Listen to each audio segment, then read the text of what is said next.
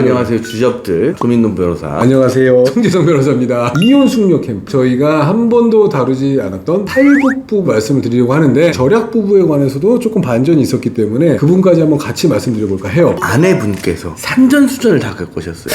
28살에 탈북을 하셨는데 탈북까지 했는데 뭐 더 이상 겪을 게 없어. 북한에서 꽤나 고위층 자제로 살아오셨던 분인데 의사신 것 같더라고요. 고위층 자제들을 멀리 보내가지고 경험을 쌓게 한다 뭐 이런 정책에 따라서 함경부도 청진 국경선 쪽에 그쪽에 가셨는데 여러 명이서 같이 탈북을 했나봐요. 함께 탈북한 사람 나머지 다 총맞아 죽고 자기는 어떻게 강물에 뛰어 들어가지고 밀려 내려가 보니 중국이었다. 그래가지고 또 갖은 고생을 하다가 대한민국으로 들어올 수 있었다. 굉장히 멋진 남편분이에요. 품에 죽고 품에 사는 분인 것 같은데 아내의 얘기에 따르면 남편이 결혼 생활 동안 제대로 된 직업을 가져본 적이 없다. 그리고 한 살 많다고 했는데 알고 봤더니 10살 많더라. 돈 많은 오빠라고 해서 좋아했는데 결혼했더니 신용 불량자더라. 그런 거를 다 감수하고 또 사셨네요. 멋있나봐요. 그런 부분이 또 있었나? 네. 그 부부가 약 15년 정도 살아오면서 계속 투자를 한다. 도저히 못 믿겠다. 아내분께서 굉장히 이혼을 원하고 계시는데 남편분 같은 경우는 아내를 여전히 사랑하시는 것 같아요. 제가 살짝 들어본 바에 따르면 남성분께서 많은 여성들과 막 연락도 나누고 코인 관련해서도 여성분이 소개해 주시지 않으셨습니까? 그 여성과의 단절을 요구하는 그 주된 요청사항도 있었어요.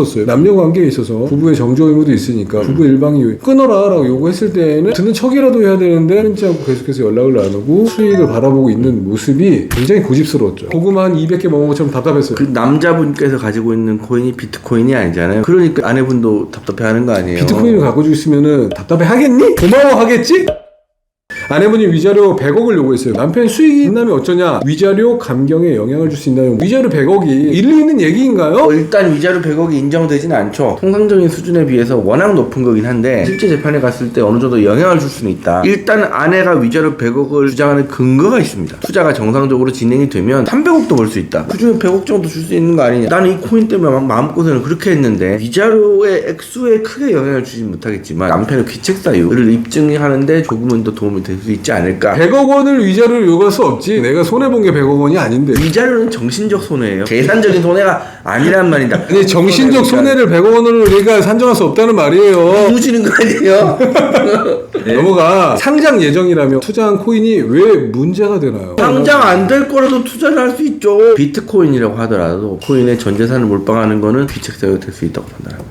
지금 이거는 코인 자체에 대한 질문이잖아요. 여보세요. 대호자의 동의를 안 받고 내 재산을 몰빵했어. 그 문제가 아니잖아요. 너 잡혔다 이 자식. 여보세요. 코인이 진짜 상장 예정이라서 정말 건실한 코인이면 이게 문제가 안 되는 거 아니냐? 문제 아니겠습니까? 자다 일어났나? 그렇죠. 돈 벌면 되지. 맞아. 비트코인이라고 한다면은 제가 봤을 때 자꾸 코인을 옹호하시는 게 너 코인 투자자냐? 넘어갈게요. 남편은 피해자가 없으니 불법 아니다라고 하는데 법적으로도 그렇게 볼 수 있나요? 불법과 비불법이라고 볼 수는 없죠. 그렇죠. 코인이라던가 방문 판매법이라던가 뭐 이런 다단계 관련해서는 등록도 해야 되고요. 등록 안 했을 때는 형사처벌 받아야 되고요. 피해자로부터 돈은 실제로 안 받았거나 차후에서 돌려줬다고 하더라도 불법일 수는 충분히 있어요. 남편이 결혼 전부터 신용불량자여서 결혼 생활에 지장이 생긴다면 이혼 사유가 되나요? 남편이 원래는 자산가라고 소개했는데 알고 봤더니 한 푼도 없더라. 이때는 혼인 취소가 가능할 수도 있죠. 신용불량 상태를 알고서 결혼했지만 혼인 이후에도 굉장히 낭비벽이 심하다. 이혼 사유가 될 수가 있어요. 낭비벽이 심하면 그 자체로 이혼 사유가 되는 거니까. 남편이 코인을 놓지 못하고 있는데 이혼 사유로 할 수 있는지 이혼 사유가 될 수밖에 없다고 전 개인적으로 생각을 해요. 가정 경제에 하나도 기여를 못하고 정신 상태가 모두 코인으로 집중돼 있어요. 이게 심하면 이혼 사유죠. 부부의 공동 재산은 부부가 합의하에 지출을 하건 투자를 하건 해야 돼요. 남편이 몰래 투자한 돈은 내 돈이다. 부부 사이의 재산은 어떻게 구분해야 되나요? 이게 난해하죠. 15년, 20년 혼인생활 했다. 내가 가져왔던 특유재산까지도 50대 50으로 섞여서 모두 다 부부 공동재산이라고 볼 여지도 굉장히 큽니다. 그럼에도 불구하고 이 재산만큼은 우리가 부부 공동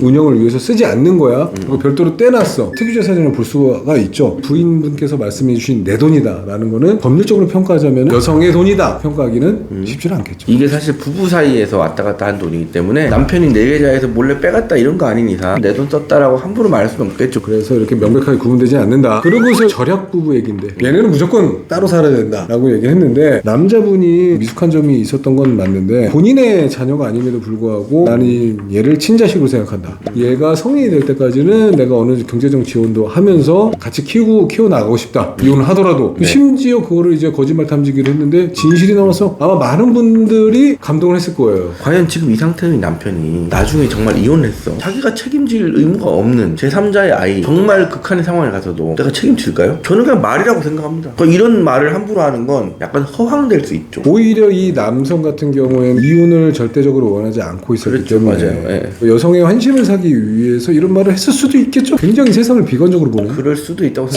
성악설이냐? 성악설을 똥 싸고 물 안 내리는 거. 그때 물을 내리는 걸로 이렇게 합의를 했고, 내가 빚이 있어가지고 우리 경제적으로 어렵게 했으니까 찬물로 샤워하겠다 약속을 했지만 따뜻한 물로 샤워할 수 있게 해주고 20분 시간 제한 걸고 이런 약속을 하는 게 굉장히 재미있었어요. 행복하게 잘 살았으면 좋겠다는 생각이 들어요. 우리가 모든 사람들이 미숙하지만은 넌 잘났니? 그분들도 미숙하더라고요. 나처럼. 저는 이 프로그램에서 딱 다 괜찮은데 거짓말 탐지기를 너무 믿는 이런 모습 이거는 조금 맞아. 문제가 될 수 있다. 재미로 이걸 봐줘야지. 맥박수가 얼마나 뛰는지 땀이 얼마나 나는지 이런 것들을 주요한 요소로 판단하는데 갑자기 더워지면 어떡해. 우리 비관론주의자 결국에 끝까지 거짓말 탐지기도 못 믿겠다 말씀 잘 주셨고 오늘 참 여기까지 하도록 하겠습니다. 다음 기수 또 굉장히 기대돼요. 네, 기대 많이 하세요. 구독과 좋아요 눌러주세요.